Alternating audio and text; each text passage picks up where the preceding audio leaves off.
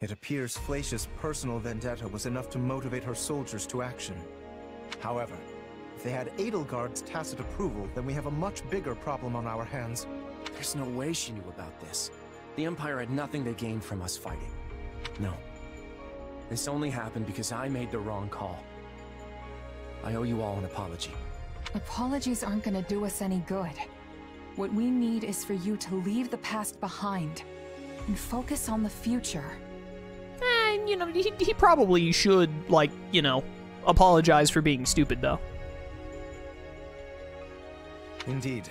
And I fear the degree of difficulty we had in dispatching a minor foe suggests that our forces are woefully lacking in power. Yeah, I'm about to level everyone up to fix that, don't worry. In Black Eagles and Blue Lions, you have to do a main quest in a specific way to recruit Byleth, but in Golden Deer, you just have to do the main quest as it says and ignore the side quest. That is a lot easier to get right, but it still tells you specifically to do something against Byleth. Or it tells you to do something, and if you do it, then you're in trouble, or like you fail to get the what I would consider the better ending. Still kind of lame. Yeah. If only we were stronger, then Judith, she might still be with us. I really just wish that when you got to this point in the story, I kind of just wish that in every route it was something like you fight Geralt or you fight Byleth, and then when you get their HP down to 0, you just kind of like get an option of like the game does a little cutscene and it gives you a choice, like kill them or don't kill them. It would have to be on Geralt. It would be, do you kill Geralt or do you let Geralt live? And if you let him live, then Byleth joins you. If you kill him, then Byleth becomes your enemy. It's just kind of annoying, like especially in a Warriors game like this, where there's a lot of information and you're being given quests back and forth and whatnot, and a bunch of characters are talking while you're in the middle of like fighting a bunch of people all at once, that the game is like, hey, work out and do this very specific thing without us telling you explicitly what does, like which way does what, and hope you get it right, or just, you know, if you don't, then reload the level. I'd rather it just be straightforward. Just like how choosing if you're going to do Golden Deer, Black Eagles, or Blue Lions is straightforward. On the other hand, slaying the leader of Geralt's mercenaries is certainly a feather in our cap. That group has harried us time and time again. Dare I hope that without their leader, they will simply fade away? I'm sorry, Leonie. I know I was supposed to leave him for you. Don't worry about it. He didn't exactly give you a choice. Besides, I wouldn't have been strong enough to beat him. That's my fault, not yours. It is what it is. Leonie. We may have slain their captain, but the remaining mercenaries could be out there, planning their revenge as we speak, and the Ashen Demon is still alive, right? We can't afford to underestimate that one. The Ashen Demon seems to possess some sort of crest. A crest? What's a noble doing working as a mercenary? Just because someone has a crest doesn't mean they're a member of the nobility. Anyone who can trace their ancestry back to one of the 10 elites, no matter how distantly, can manifest one. Yeah, we definitely can't let our guard down. There were even people who claimed they saw the Ashen Demon's hair spontaneously change color. I don't know exactly what we're dealing with, but we should work under the assumption that the Ashen Demon has some kind of special power. It seems our path is ever fraught with danger. Dear Goddess, please guide us through these troubled times. We might not know what lies ahead, but we have to press on regardless. Not only for Lester, but for those we've lost as well.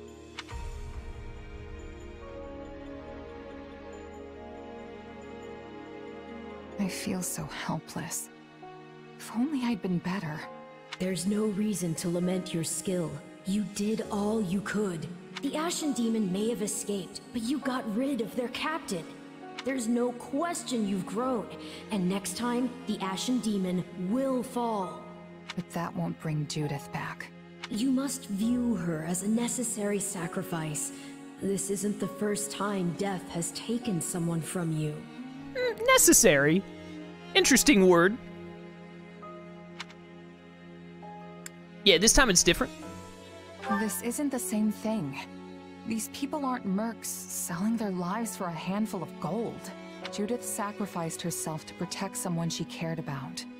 That's not something I can shrug off so easily. Well, you can still make this death mean something, and I can give you the strength to do so. Now cheer up. Seeing you sad like this makes me... Makes you what? Yes, it makes me very... something. Tight in the chest. Anyway, stop frowning at me. I don't like it. No matter what anyone else tells you, I'm the closest ally you have. No, that would be Hilda. Remember, we're partners in destiny. I don't play Destiny. Lone Wolf plays Destiny. For this? Don't interrupt me, Sothis, while I'm making a joke about my moderator. Honestly, I don't know. Gerald wouldn't want this. He didn't believe in vengeance for vengeance's sake. Indeed. You could not be more right. Revenge is not a thing you take for someone else. You seek revenge to slake your rage and heal your wounded heart. I know you are prepared to do whatever that you must. Lone Wolf isn't here to defend himself? Yeah, well, whose fault is that? Lone Wolf's. He should have shown up if he wanted to defend himself. I could do this by force, you know. Be grateful then that I asked for your leave at all. You're right. This has to come from me. And I accept your power. Help me win, no matter what it takes. Ah, yes. You shall make a most worthy vessel after all. And now, behold all that I have discovered at the edge of time. Spooky!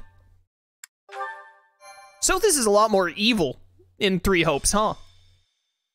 Golden wildfire. The sword swings wide. Despite Flaish's attack, the Federation reaffirms their alliance with the Empire and finally begins their invasion of the kingdom. Seeing that Fargus is readying for battle, Claude plans for a short engagement. With a cunning scheme at the ready, his army trespasses into Fraldarius territory. My boy! Don't make me kill Felix. Let me recruit him. Sedith, we are grateful you could join us. Don't interrupt me, Dimitri. Don't make me kill Felix. Let me recruit him. Felix's hairstyle in this reminds me so much of Saito Hajime from Rurouni Kenshin. I think I like his Three Houses time skip design more from what I remember. It's been a minute since I've seen it, but this look is also pretty slick. I would be remiss to ignore something that so clearly concerns the Church. We are here to discuss the latest developments in Leicester, correct? Indeed. I think it's safe to say that Claude's reinvention of the region and collaboration with the Empire came as a complete shock to us all. Thus far, we have been able to dedicate our forces solely to the battle with the Empire in the west. Now we must dispatch troops to the east as well. The Federation's military force is hardly significant. We shouldn't have to divert much attention from the Western Front. I would not be so optimistic, not after what happened in ALL. If you recall, the Knights of Seros were completely wiped out. Yes, it was a terrible loss. We didn't even have time to send reinforcements. It still pains me to think on what became of Catherine. We heard her unit encountered the Imperial Army, but the complete lack of survivors strikes me as suspicious. I see. You believe the Federation may have had a hand in the matter. Precisely. Furthermore, the territories of Burgundy, Seward, and Albany previously wished to defect to our side, but have since reversed their positions. Perhaps their sudden change of heart can be attributed to this incident as well. If only we'd been able to welcome those houses to the kingdom, we would have a slightly stronger position in the east. The Church initially acted as an intermediary with those houses, but I fear it would be too risky to continue now. I am sorry. Considering their iffy loyalty, they wouldn't have been reliable anyway. If we'd taken them in, we'd just be regretting it now. That may be true, but it is yet another card we are no longer able to play. Our options now are severely limited. All we can do is hold the Western Front, and watch the Federation like a hawk to see what their next move will be. I know we are not privy to the details of the pact between the Empire and the Federation. But would it be safe to assume that the followers of Seiros in Leicester have abandoned the Central Church in favor of the Southern Church? They've certainly severed ties with the Central Church, but it seems they have elevated the Eastern Church instead. And the Empire allowed that? They must have figured the war was turning against them and made that concession to secure Leicester's cooperation. The Eastern Church. How is Fargus to survive? When we're beset by enemies to the east, west, and even north, I think it is time we devote ourselves to finding an answer to that question. Spooky! What could this mean?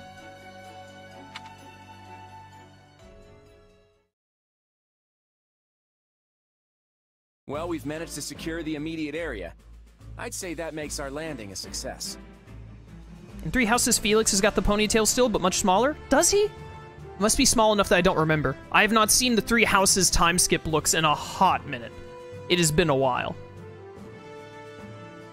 Clearly, the kingdom was not expecting our sudden appearance this far north. They sure weren't. A certain somebody's suggestion to take the unexpected route was right on target. Technically speaking, it was my suggestion.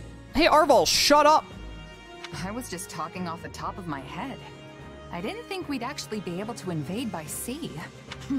Maybe it was off the top of your head, but I considered a myriad of options before arriving at that proposal. Arval, could you be any more annoying? And we have Nadir to thank for helping us make our sea dreams come true. Oh, it was easy enough. All I had to do was secure an official order from the king. None of our merchants would dare disobey that.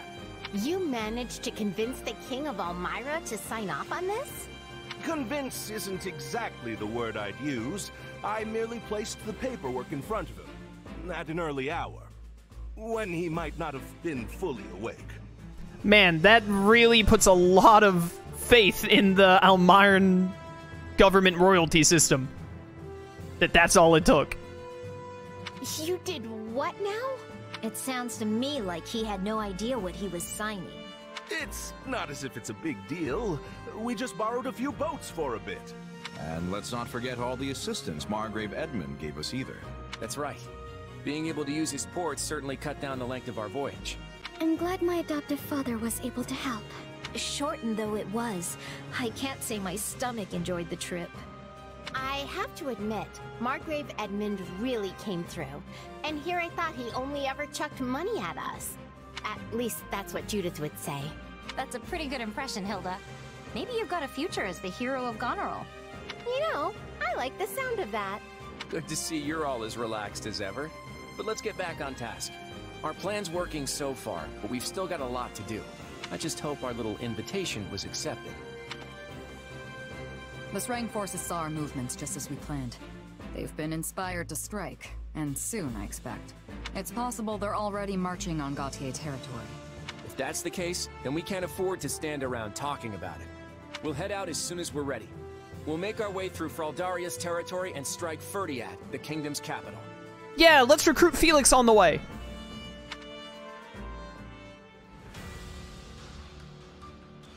Alright, what do we got? Oh, this is a very interesting map layout. I'm already past 2 of the combat sections. This is funny.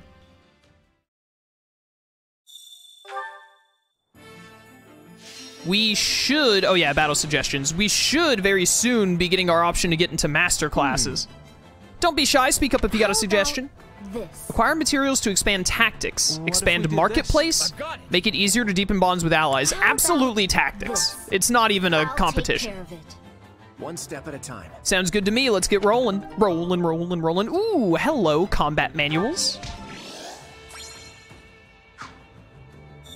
Don't mind if I do. That is going to let us immediately expand something. All right, it's the start of a chapter. We got a lot of talking to do. Hilda. Hilda. So we're in Kingdom territory now. I only wish Judith could be here with us. I guess it's too late to turn back now. At least we won't have to worry about any invasions from Elmyra while we're gone. That's right. Let's see. Yeah, well, we haven't officially negotiated a ceasefire with them, but it should be fine as long as Nadir is with us. Actually, couldn't we ask Nadir to broker an official ceasefire? I mean, it sounds like he can get the king to sign anything when he's half asleep. Yeah, that's a little worrying. We landed a while ago, but I still feel dizzy. Yeah, we gotta go back the other way, by the way, because there are some missions back there. People say large ships don't rock as much, so you won't get seasick, but that's obviously untrue. It do be swaying, though. Yeah, it was swaying a lot. I probably would have gotten seasick, too, if I had been on it any longer. I'm glad I'm not the only one, but now I'm dreading the voyage back home. Well, you know, it do be that way. What's that shiny thing over there? More for me to read, I imagine. Torn pages of a story, epilogue. The self-proclaimed king takes a small whistle from the leather satchel on his waist and blows into it sharply. A large dark shadow appears in the night sky, and a wyvern descends to the man's side. He says to the young girl watching, "Get on if you wish, the choice is yours." Without hesitation, the girl approaches the wyvern. The man who says he is the king's vassal speaks to her. "You are the daughter of a lord, are you not? You must surely want for nothing back at your home. Would you throw that all away on a flight of fancy with our king?" The girl smiles and answers the king's vassal. "If he can promise to show me something new, I would happily throw it all away. It may be foolish, but it is my foolishness. And surely one can only find true freedom by abandoning themselves to their own whims. Nah, I don't know about all that.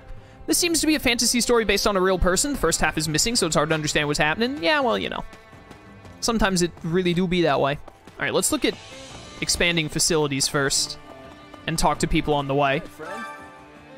I bet the kingdom never even dreamed we'd come by sea. And even when they do catch on, they won't have many forces to spare to drive us off. They've already got their hands full with the Empire to the west and Sreng to the north. Yeah, tell me about Sreng. Let's see. I don't really know what's going on with Sreng. Sreng is a region of warlike people who live on a peninsula north of Fargus. House Gaudier has defended the kingdom from, I think, is it Gaudier? Gaudier? I don't know. From their invasions over the years, just like House Goneril has protected us from Elmira. They haven't tried anything recently, but I'm sure they'll attack once they hear the kingdom is in disarray. Or at least I'm hoping they do. Either way, we'll have to put everything we have into this fight. I get a little jumpy being so far from Leicester. We've got to watch our backs. I'm sure we'll be fine, but I can't help but feel a little uneasy without Judith around. Well, you know, that's life. Hey, Nader. Hey, Commander. How'd you like the voyage? Elmiran ships are second to none, wouldn't you say? It was my first time on one, too. Anyway, it's practically unheard of for an Elmiran to set foot in Fargus. I may as well take advantage of being here and really cut loose. Good for you. Yo, host. So anyway... Margrave Edmund truly made this expedition happen. We never would have been able to receive those large ships without his fine harbor. I imagine he was able to build it because of his constant business dealings. Yeah, tell me about Margrave Edmund. What kind of guy is he? I suppose so. I first met him when I acted as my father's proxy to the Round Table. He didn't leave me with a great first impression. I suppose so. He insisted on whatever would benefit him personally and tried to halt anything that inconvenienced him. I would describe his business acumen and his oratory skills in one word: shrewd. He is, without a doubt, one of the greatest heroes of our time. He eclipses me in everything but martial prowess. Come to think of it... Oh, by the way, apparently the Margrave told His Majesty that he wanted to provide support for House Daphne. He and Judith didn't often get along, but I suppose they respected each other in a way. Yo, honestly, like, I don't remember how they framed Margrave Edmund in Three Houses, but in Three Hopes, he just sounds like a really sick dude. Like, he just sounds like a cool guy. Allow me to assist with any matters regarding the facilities. Okay, so now we don't have lavish building materials yet, but as soon as we get some, we have 20 advanced combat manuals, which is pretty good. And now we can go ahead and upgrade these.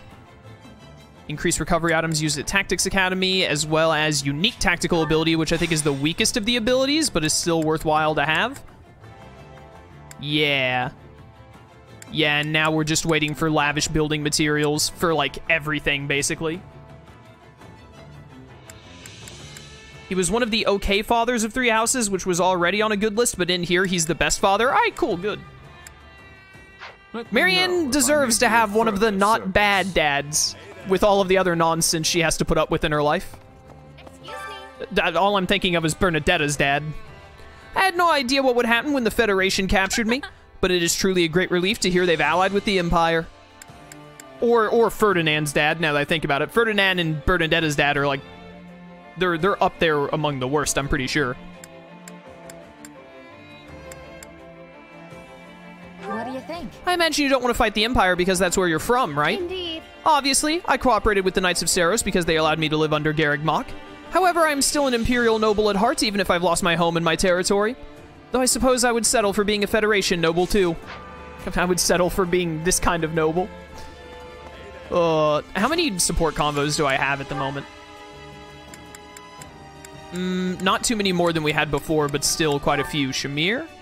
Oh, we have our A rank with Shamir now. We're definitely going to knock out some of these A ranks today. What is Hilda? Hilda's got an A rank with me and Claude and Lysithia and Marianne. Oh my goodness. She has so many. Let's go ahead and knock out one of them. Let's do her and Lysithia.